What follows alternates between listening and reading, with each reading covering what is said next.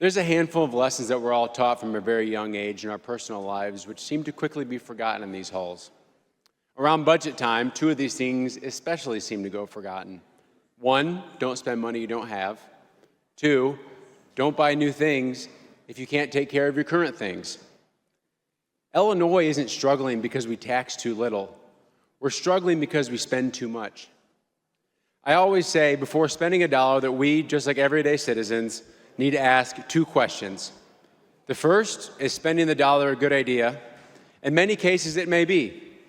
But we always forget to ask the second question. Can we afford it? The citizens of Illinois are telling us in an overwhelming way with their feet that they can't afford it.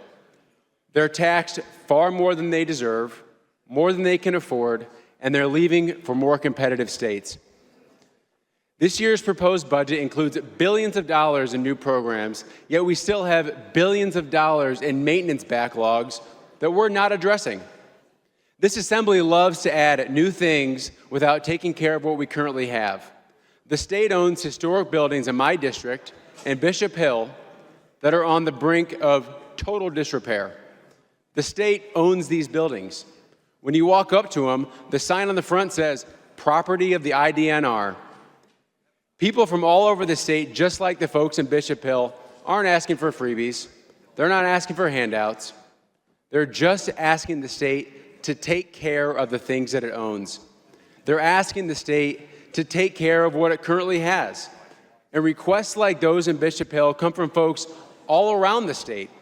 And their requests to care for what we already have repeatedly fall on deaf ears.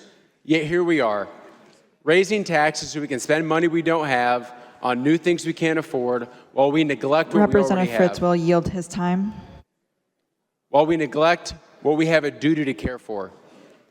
Every single dollar spent is a dollar taxed. There's no way around it. Every single dollar that we spend as politicians isn't ours, it's somebody else's. It belonged to somebody who earned it.